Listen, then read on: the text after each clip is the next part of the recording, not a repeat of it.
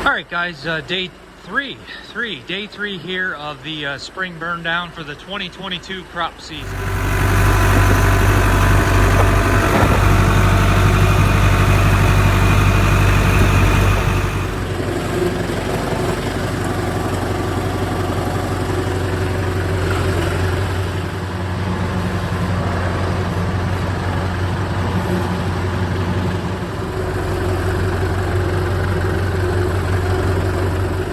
So being day 3 here, I started with the soybean ground. So we're gonna be able to finish that today, hopefully. It's a little breezy, I'll have to wait and see here. Either way, I gotta fill the sprayer.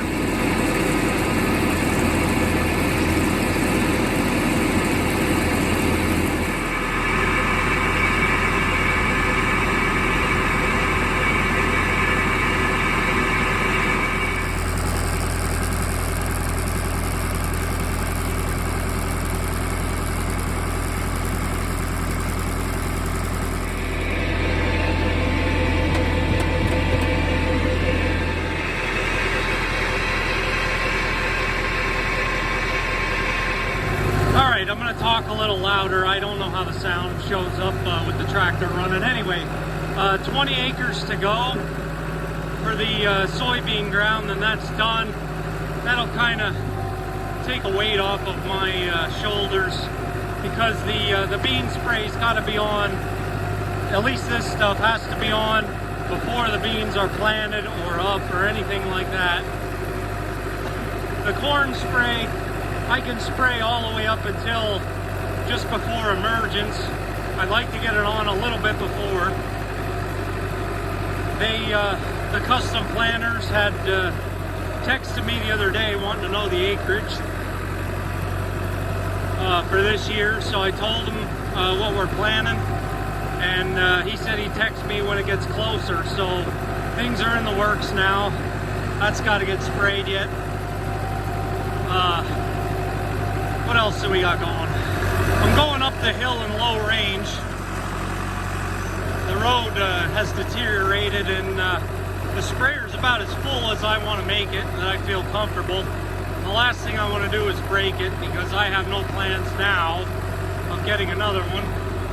So I just have to nurse this hunk of junk along. Probably the spray material that's in the sprayer right now costs more than the entire sprayer, that $80 a gallon Roundup, and the other pre-emerge products. So, all right, I'll get back to you when I get up on the hill.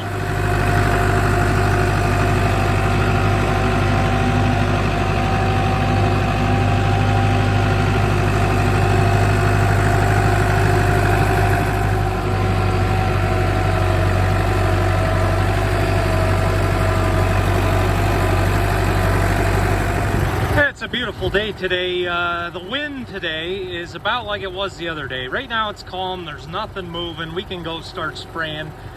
You start to feel a little breeze, and then it's followed by a gust. At that point, I will hit the PTO and kill it, let the wind gust go by, and then it's calm again. So it's one of those days where you were fighting the wind. So we got that going.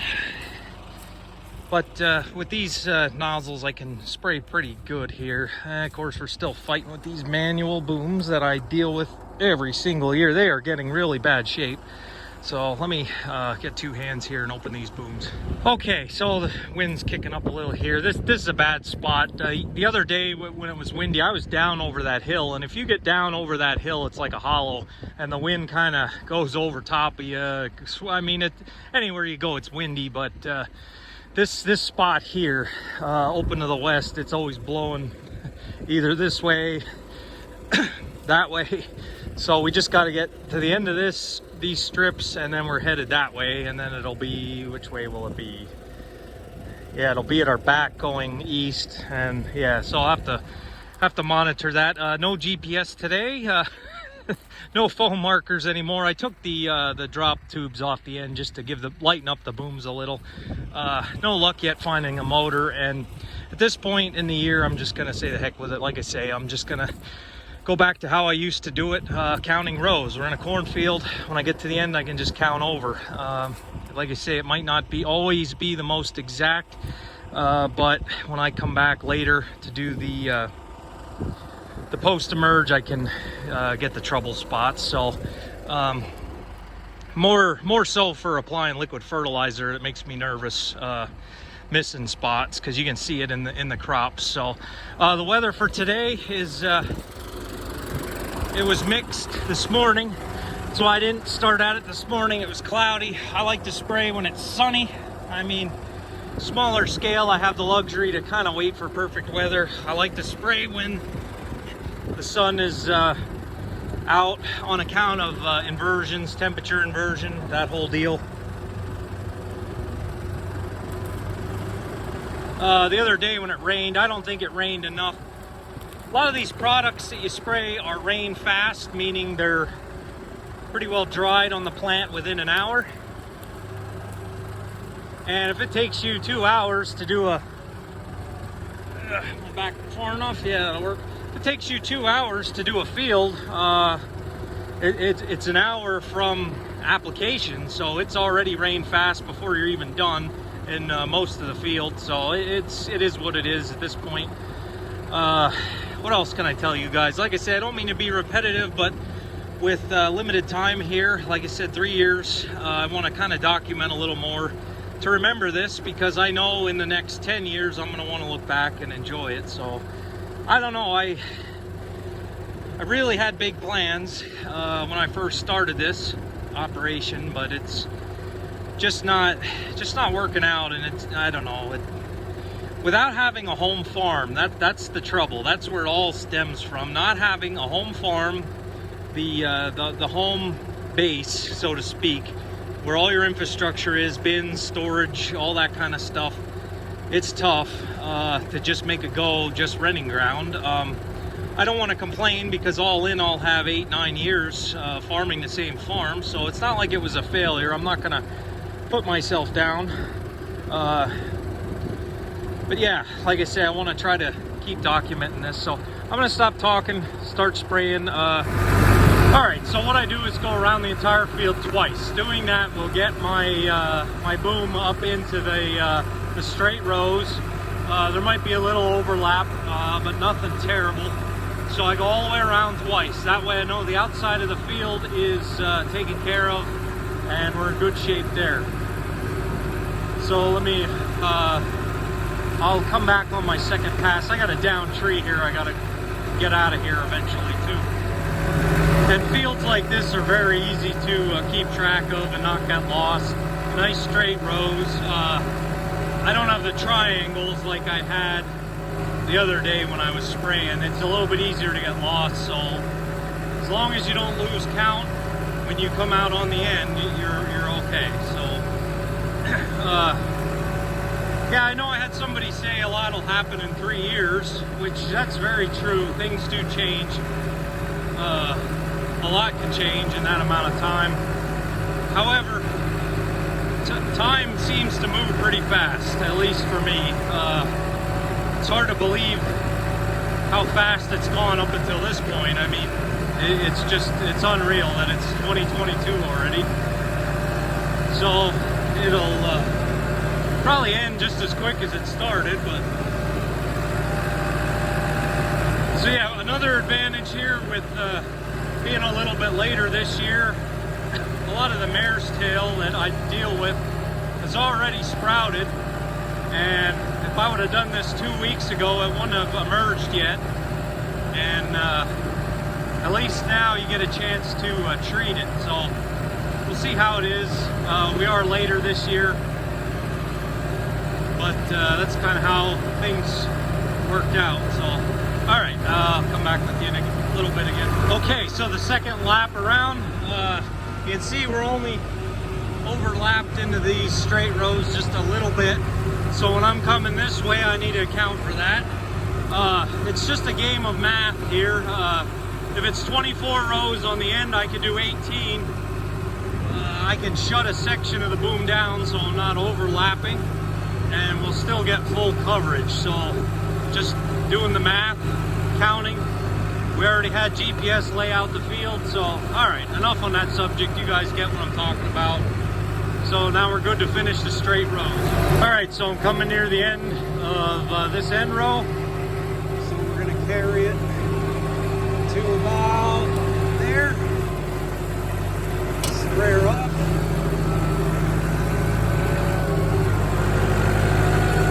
Turn around.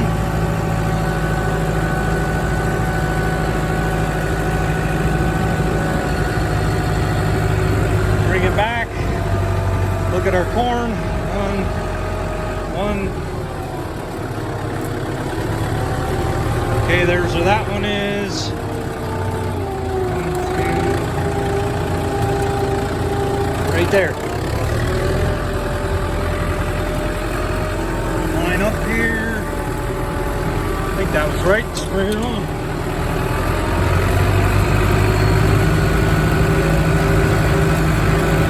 So just to double check. 18.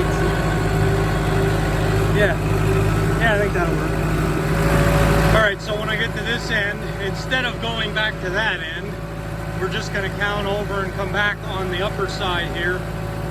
When I start to get close to that end, I went around there twice. When I get close, I can see where I drove. I can count over, and then depending on where I ended up, I might have to split the difference and shut a section or two off of the boom, because it might not be exact. I mean, you could just start at one side and work your way over, and then, but this is how I want to do it today. So, all right, we're coming to the end. The pass this way should have ended right there, so I need to drive past it. Make sure the sprayer gets total coverage off. Or you can watch where the boom was.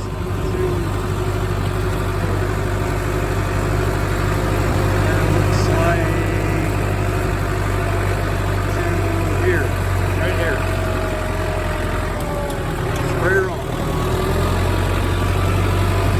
And we got it. All right, so coming back through now. I do not have that section of the boom on. I just need the left section and the center section because I went around twice. So that pretty well takes care of this area. I have a little field yet. It's only about 2 acres to finish. I couldn't spray it the other day because it was windy and the wind was drifting right towards the hay fields. I didn't want the spray going in the hay fields. So it's calm now. And then I have a couple strips in the long field and the beans are done. So I get to the end here, shut her down, fold the booms, and head over to the small field. All right, we're in the home stretch with the beans. Judging by that, I'm gonna say we're gonna have rain here, and I have to look at the radar, but I don't know. I'm gonna keep moving here, see if I have, all I need's an hour and it's good. So I'd like a little more than an hour, but it is what it is. So let me fold these booms and get moving. I'm all messed up. I don't need to fold the booms. I'm just going down there. What? Oh, it's been a rough spring. Yeah, why do I need to fold the booms? All right, this one was sprayed about 2 days ago. And just by the way it looks, it is starting to make starting to see good results there. And that was it rained after I sprayed it, so we're good. We're good. It is going backward. So let me jump over into this field, and I need to do the long strip. That was done as well. This was done. It's more down in the bottom. I gotta make sure it's not too wet after that rain. All right, we are done the soybean pre-emerge for 2020. I had a little bit extra left over to come back down this edge of the waterway. I figured one pass, hit it again because that is really bad down through there. The waterway was wider at one time, so I went through a year of just having this stuff grow up, and corn did all right last year, but it's getting a little weedy, so we just hit it again here. So all right, I can fold the booms. This weather seems to have stalled out. It got cloudy, but I think we're gonna have plenty of time for this stuff to activate here. So let me fold the booms and head back down.